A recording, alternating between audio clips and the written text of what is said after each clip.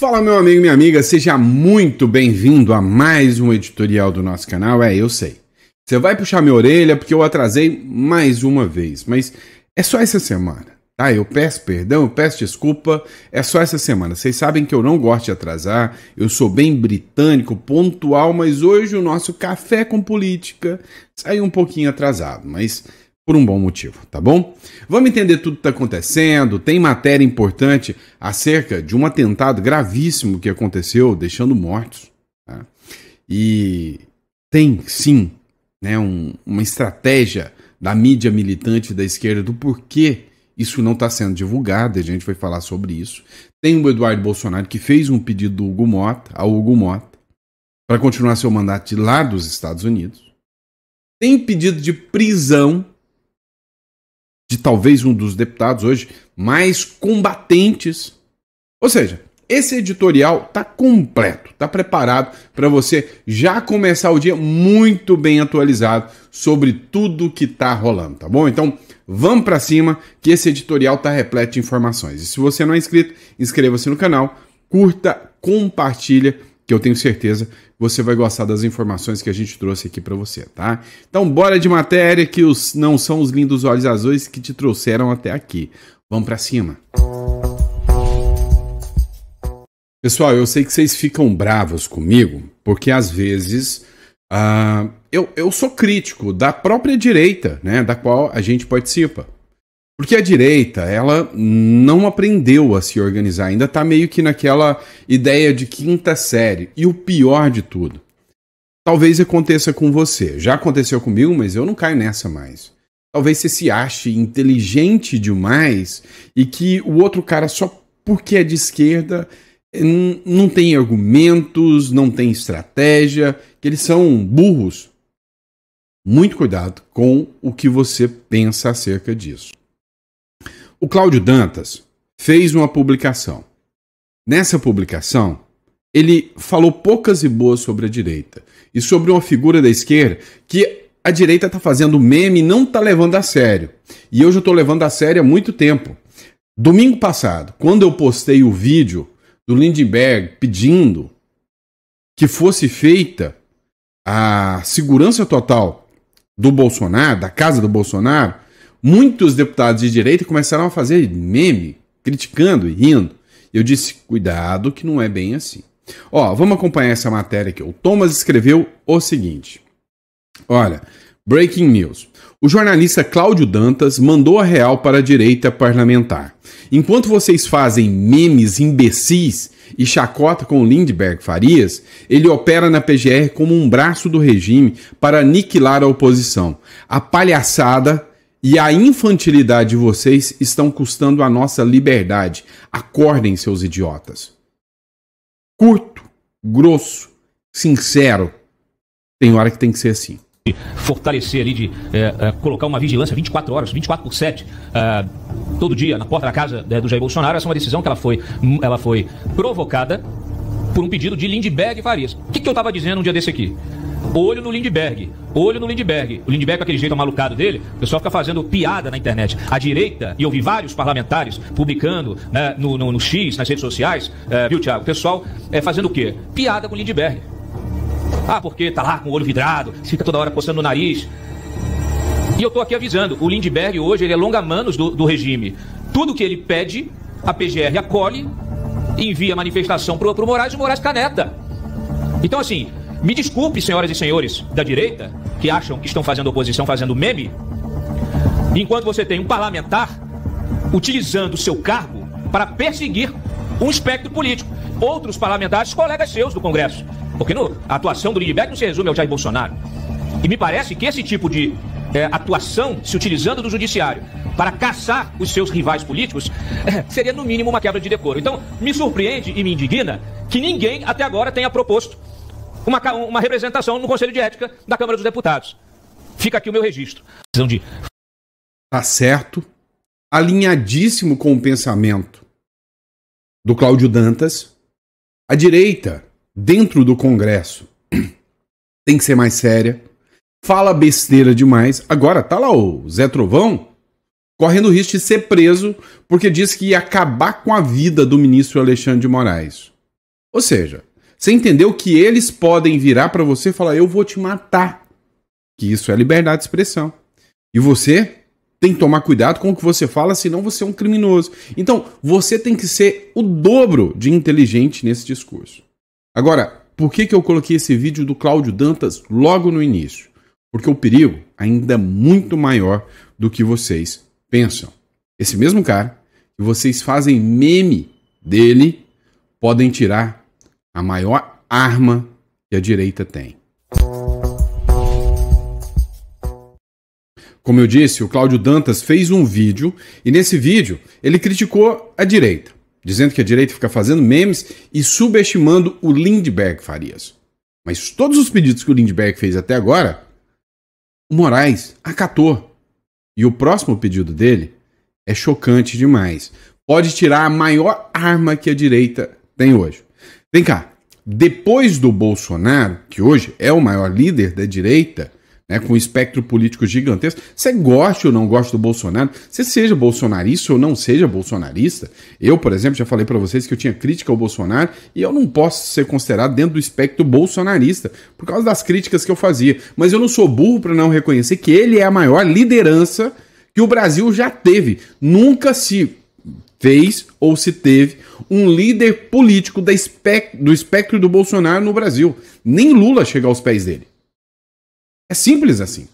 O povo vai para as ruas de vontade própria. Agora, olha o que o Lindbergh Farias quer. Enquanto os outros deputados estão fazendo memezinho. E isso aqui pode acontecer. Urgente, o PT protocola pedido de prisão de Nicolas Ferreira na PGR. Todos os pedidos vêm do Lindbergh. Essa matéria aqui é do Luiz Barsi. Tá? Então, eu sempre cito a fonte, Luiz Barsi. O deputado Raymond, do PT, solicitou nessa 5ª Procuradoria-Geral da República a investigação do deputado federal Nicolas Ferreira.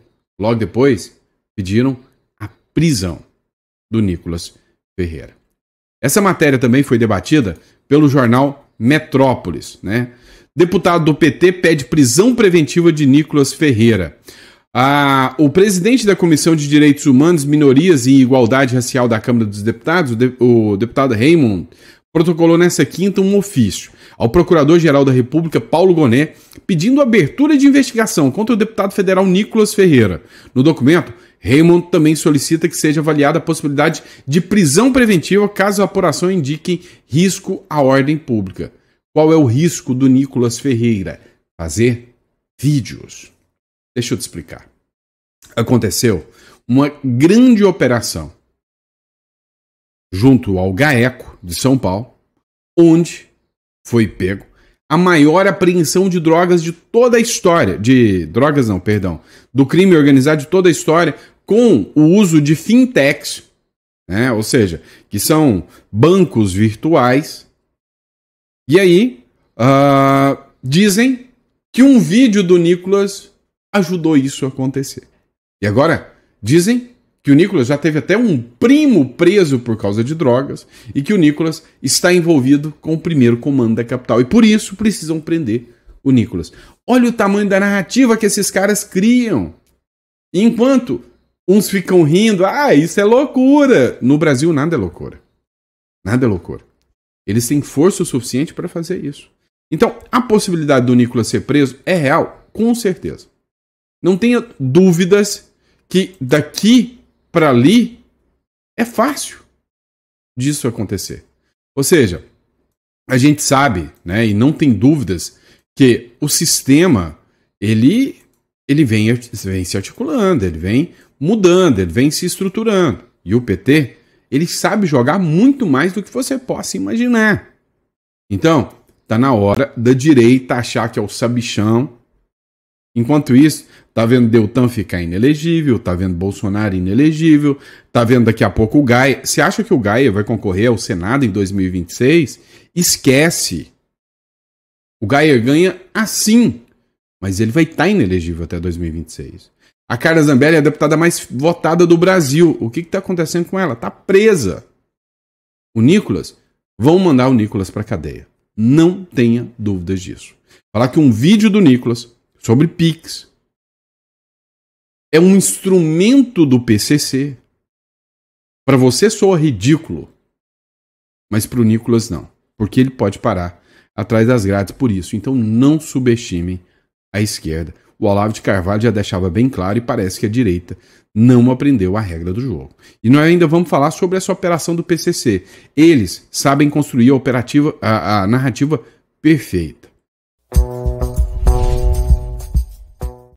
Nessa operação que buscou o crime organizado e mostrou que dentro do sistema financeiro, dentro da Faria Lima, o PCC movimentou 52 bilhões, não é milhões, não, é bilhões de reais. Agora o Lula quer levar todo o louro desta operação. Vem cá, vamos entender a regra do jogo. O Trump vem ao Brasil e diz: vamos deixar o crime organizado considerado como terrorista. O Lula diz: não. Agora, tem uma mega operação e o Lula diz: foi eu? Difícil de acreditar, né? Mas eles vão gastar mundos e fundos para que você e para que o brasileiro médio acredite nisso, tá? Olha só, o Lula turbina a divulgação de operação contra o PCC e tenta impedir o saldo político positivo do Tarcísio de Freitas. Tá, como assim? Olha, a maior operação aconteceu em São Paulo, com a GAECO, com forças, inclusive, da Secretaria de Segurança Pública de São Paulo. O Tomé Abdu, ele fez uma publicação bem clara sobre isso. Entenda, quem são os verdadeiros responsáveis pelo sucesso da maior ofensiva contra o crime organizado da história de São Paulo. O Ministério Público, em conjunto com a GAECO e forças policiais, deflagrou uma mega operação que atingiu em cheio o esquema bilionário do primeiro comando da capital no setor de combustíveis. Olha só, essa vitória é fruto da união de lideranças que não se intimidaram diante do crime organizado. Teve envolvido o Procurador-Geral de Justiça de São Paulo, que é o Paulo de Oliveira e Costa, que conduziu com o Ministério Público com coragem e rigor técnico, o secretário Guilherme Derrite, que deu todo o suporte da segurança pública para garantir que a operação fosse um sucesso, e o governador Tarcísio de Freitas, que não hesitou em apoiar as forças policiais e promover uma política firme contra o crime organizado. Foram mais de 1.400 agentes mobilizados em 8 estados brasileiros: São Paulo, Espírito Santo, Goiás, Mato Grosso do Sul, Mato Grosso, Paraná, Rio de Janeiro e Santa Catarina. Ao todo, 350 mandados de busca, apreensão e prisão. Uma demonstração que o Estado, quando bem conduzido, pode enfrentar até os maiores impérios criminosos. O PCC utilizava uma rede de postos de combustíveis, usinas, fintechs e empresas de fachada para lavar dinheiro e fraudar impostos. Em apenas 4 anos, as movimentações chegaram a 70 bilhões. Foi descoberta até uma fintech que atuava como banco paralelo, movimentando sozinho 46 bilhões. A fraude envolvia adulteração de combustíveis, como o metanol, importado de forma irregular. Além de colocar em risco a qualidade do produto, o esquema sonegou quase 9 bilhões em tributos, prejudicando diretamente o bolso do brasileiro. E aí vem, você, trabalhador, empresário, você tem que se lascar para poder pagar seus impostos. Enquanto que o crime organizado, tá tudo bem, eles não pagam os impostos. O Estado, quando quer, ele faz. Não pense, mas nem de longe, que o Estado não tem condição de acabar com o crime. Ele tem. Só que se torna conivente. Veja só o que acontece. É o país, tá? O Brasil golpeia o crime organizado com uma mega operação contra o seu negócio energético. As autoridades do Brasil têm despregado uma das suas operações mais ambiciosas contra o crime organizado. Em concreto, contra o emaranhado, né, de negócios da economia formal, que utiliza para lucrar-se e lavar dinheiro de seus negócios ilícitos. 1.400 agentes de vários corpos policiais têm sido utilizados em 8 dos 27 estados brasileiros para deter umas 40 pessoas e registrar 255 empresas. Ou seja, virou notícia internacional. Como seria bom se esse fosse o tipo de notícia internacional? Só que o governo tenta angariar lucro aqui, dizendo que ele combate o crime organizado, que o Lula, né, é responsável por combater o crime organizado, que ele está combatendo e resolvendo o problema aqui, principalmente depois que ele viu o que o Trump está fazendo com o Maduro. Mas quer saber a verdade? Nua e crua? Dá uma olhada aqui. Andresa Matais. Caramba, Andresa, parabéns pela coragem da sua matéria. Tá? Simples assim. Parabéns. A gente critica muito, né, a imprensa tradicional, mas a hora que faz uma matéria adequada tem que falar. O PCC cresceu, mas por quê? Por causa da omissão do governo e do Congresso. A operação que desbaratou o esquema do PCC com postos de combustíveis expõe nada mais nada menos que a falha da fiscalização e as brechas que permitiram a infiltração do crime organizado no setor. Do Congresso, que ignora o tema, ao governo que sucateou a Agência Nacional de Petróleo. Quem poderia fechar as torneiras, fechou os olhos e deixou tudo isso acontecer. Então, matéria corajosa da Andresa Matais. Pode até marcar ela aqui e dar parabéns para a Andresa Matais. Esse tipo de matéria é o tipo de matéria que literalmente era o que a gente queria ver na grande mídia, né? Mas não é a realidade dos fatos, o que costuma ser apresentado aí, tá bom? Mas vamos lá, tem mais matéria. Vamos para cima. Próximo bloco a gente vai falar sobre Lula peitando o Trump. Vai dar ruim. Vamos lá, pessoal. Olha esta matéria aqui, que foi publicada na CNN. É uma matéria urgentíssima, tá? Lula autoriza processo de retaliação contra os Estados Unidos.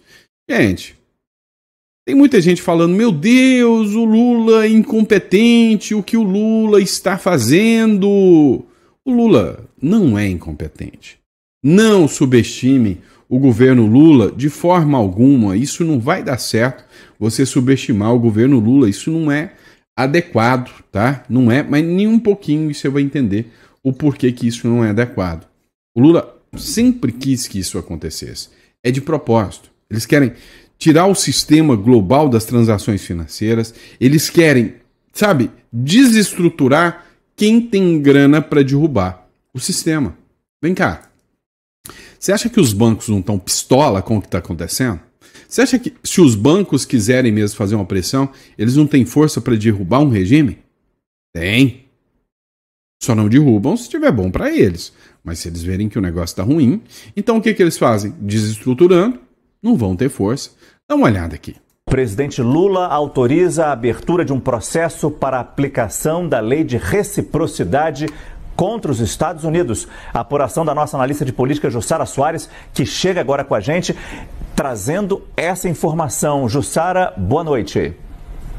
Boa noite, Márcio. Boa noite a todos. Uma informação que a gente acabou de confirmar. O presidente Lula autorizou a abertura de um processo para aplicação da lei da reciprocidade em resposta ao tarifaço de 50% imposto pelos Estados Unidos a produtos brasileiros. Com essa autorização, o Itamaraty já acionou a Câmara de Comércio Exterior para iniciar as investigações, as consultas, para saber se esse tarifaço imposto por Donald Trump, ele se enquadra dentro da lei de reciprocidade, se é possível avançar com essa retaliação a esse tarifaço imposto por Donald Trump. Bem, eu vou detalhar aqui para você, Márcio, como deve ser este processo. Como eu disse, o presidente Lula autorizou o Itamaraty a acionar a CAMEX, que é a Câmara de Comércio Exterior, que agora, Márcio, terá 30 dias para analisar se esse tarifaço de Donald Trump, se essa taxação, sobretaxa, ela se enquadra dentro da lei de reciprocidade que permite essa retaliação. Bem, esse acionamento da CAMEX foi coordenado pelo Itamaraty em conjunto com outros ministérios. E aí, como eu te disse, são 30 dias para ter esse relatório técnico para ver se há um enquadramento de fato, se o Brasil de fato pode retaliar os Estados Unidos. Bem, o presidente... Agora eu te pergunto, você acha que o Donald Trump é o tipo de cara que recebe retaliação e fica quieto? Não, não é. Você sabe que não é. E o que pode acontecer com a economia brasileira? O que pode acontecer com o seu dinheiro que está aqui em real? O seu dinheiro que está aqui dentro do país? Para pensar sobre isso, tá bom? Vamos lá, pessoal. essa matéria aqui é interessante pelos ganchos que a gente vai trazer para você. Matéria da Globo News. O Eduardo Bolsonaro pede a Hugo Mota para exercer mandato dos Estados Unidos. Pois é, o deputado federal Eduardo Bolsonaro pediu autorização ao presidente da Câmara, Hugo Mota, que é do Republicanos, para exercer o mandato no exterior. O filho do presidente Jair Bolsonaro está nos Estados Unidos desde o fim de fevereiro desse ano. A matéria que não fala, mas está como exilado, literalmente, em solo americano. Ele tem afirmado que sofre perseguição política e jurídica no Brasil. E aí? Você acha que é só uma afirmação espúria ou é verdade? Para mim, é verdade. No ofício encaminhado a Hugo Mota e obtido pelo portal G1, o parlamentar pede que a casa crie mecanismo para que ele possa exercer a função de maneira remota. O deputado argumenta que a flexibilização semelhante foram adotadas na pandemia e Eduardo diz ainda que não renunciará ao mandato e que tem exercido a função de parlamentar em agenda dos Estados Unidos. O documento, que segundo aliados de Eduardo foi protocolado nesta quinta-feira, afirma que o deputado exerce a diplomacia parlamentar ao exercer o contato com outros países. O que a gente precisa saber desse caso aqui do Eduardo Bolsonaro? Olha, o Eduardo Bolsonaro, ele vem fazendo um papel de relações exteriores, fazendo denúncias contra o judiciário brasileiro. O governo Lula vem tratando o Eduardo Bolsonaro como um criminoso, um traidor da pátria. O judiciário também vê assim. Então, hoje, o legislativo está apático em relação ao Eduardo Bolsonaro. Está nem aí com o que o Eduardo Bolsonaro está fazendo. O judiciário vê o Eduardo como um inimigo. O executivo também vê o Eduardo como um inimigo. E o legislativo, por estar apático, não vai caçar uma briga com o Lula e o Alexandre de Moraes. Porém, o Hugo Mota sabe que se ele negar esse pedido do Eduardo Bolsonaro, que está assim com o Donald Trump, juntinho com o Donald Trump, o Hugo Mota pode ser o próximo da Lei Magnífica. Então, o Eduardo Bolsonaro ainda tem esperança de que o Hugo Mota, por medo da Lei Magnífica, possa dar o direito do Eduardo Bolsonaro continuar exercendo seu mandato, mesmo de lá dos Estados Unidos, tá? Mesmo de lá dos Estados Unidos. Agora, que o Eduardo Bolsonaro está incomodando demais, isso ninguém tem dúvidas, mas ninguém mesmo. Por que você precisa entender isso? Vamos lá.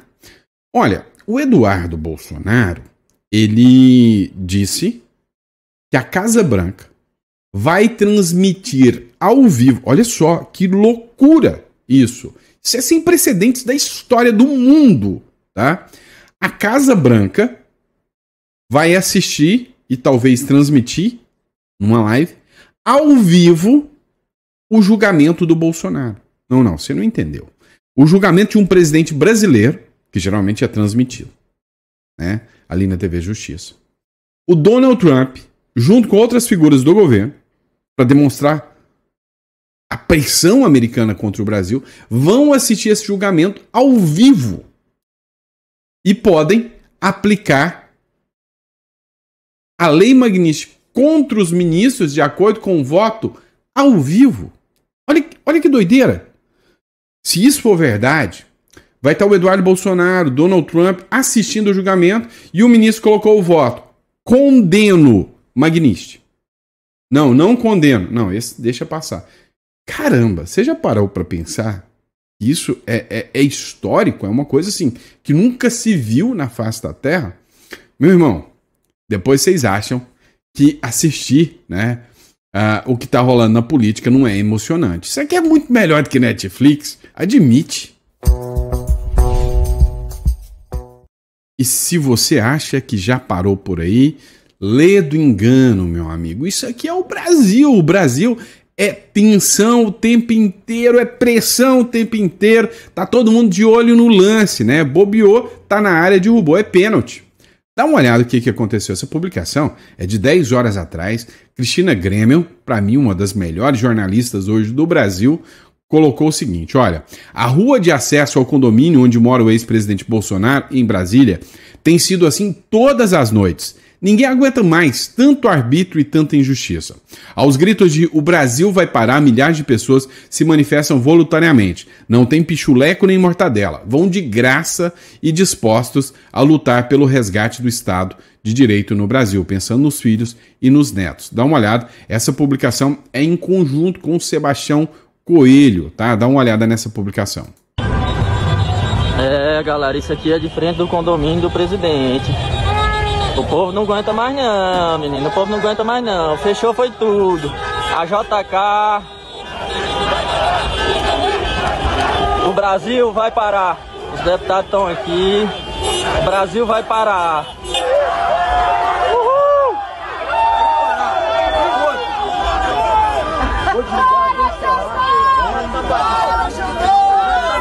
Vai parar! O Brasil vai parar! O Brasil vai parar! O Brasil vai parar! O Brasil vai parar! Pergunta: aonde está o presidente do Senado, Davi Alcolumbre? Onde o senhor está, senador Davi Alcolumbre?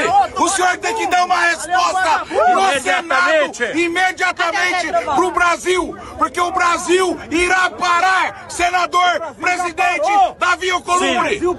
Vocês viram a fala do deputado aqui, tá? Aqui o deputado Tiago Manzoni, que é um parceiro de primeira hora, deputado Daniel de Castro de Brasília, que tem sido parceiros de primeira hora.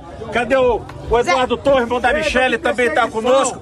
Cadê? E nós, Tiago, agradeço, viu, Tiago? É o povo pelo povo. Isso. Tem uma multidão aqui embaixo parado, até lá atrás da ponte, parado porque decidiu sair essa hora da noite, 11 horas da noite, para lutar pela liberdade. É o povo pelo povo. Nós precisamos de cada um do povo brasileiro agora. É como cidadão, não é como político, não é como desembargador, é como cidadão, pai de família, mãe de família. A gente precisa lutar pela liberdade dos nossos filhos, dos nossos netos. Vamos em frente. Bora cantar nacional, vamos lá. Entre outras mil és do Brasil, ó pátria amada, nos filhos deste sol és mãe gentil, pátria amada, Brasil.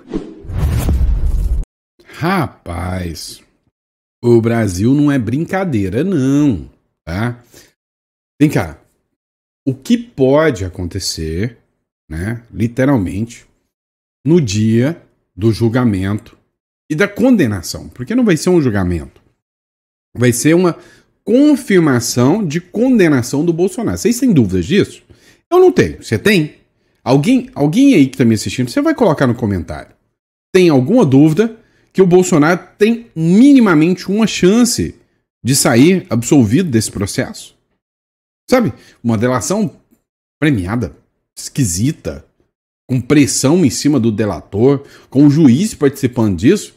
Alguém tem dúvidas? Não. Mas e o que vai acontecer no dia desse julgamento?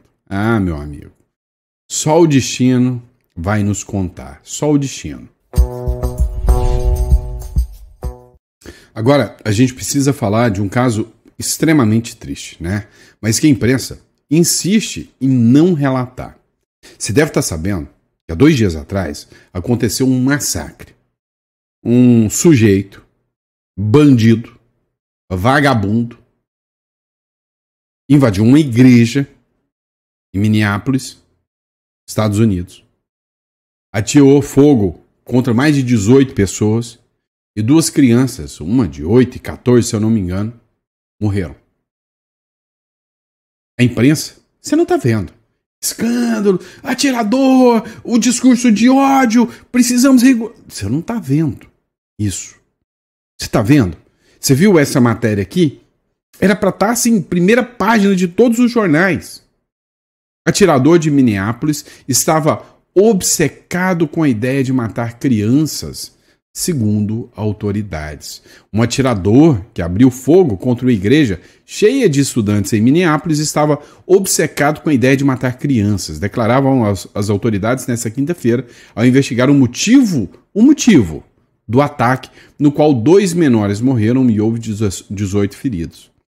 O agressor disparou através das janelas da igreja da Anunciação, na maior cidade do estado de Minnesota, enquanto dezenas de jovens estudantes participavam, na quarta-feira, de uma missa para celebrar a primeira semana de volta às aulas, no mais recente massacre que abala os Estados Unidos E não abala os Estados Unidos, não, abala o mundo inteiro. Agora, o que se sabe sobre isso?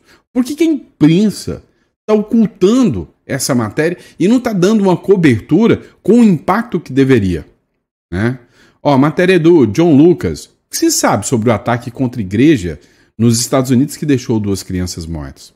A secretária de Segurança Interna dos Estados Unidos, que é a Kristi Noem, ela confirmou em publicação no X na quarta ainda, tá? 2 dias atrás, que o autor do massacre na Annunciation Catholic Church em Minneapolis era, um transgênero de 23 anos.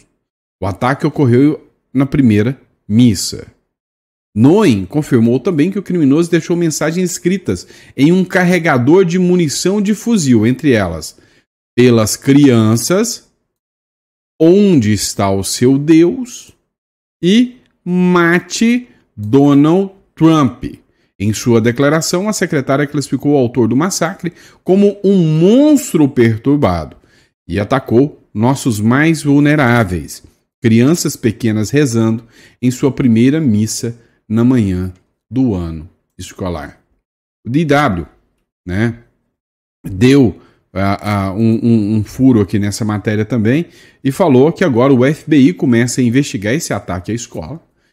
Tem-se, né, a linha de raciocínio de investigação que seja um ataque não de uma figura em isolado, que havia um grupo, né, que essa pessoa poderia estar participando, um grupo neonazi de esquerda.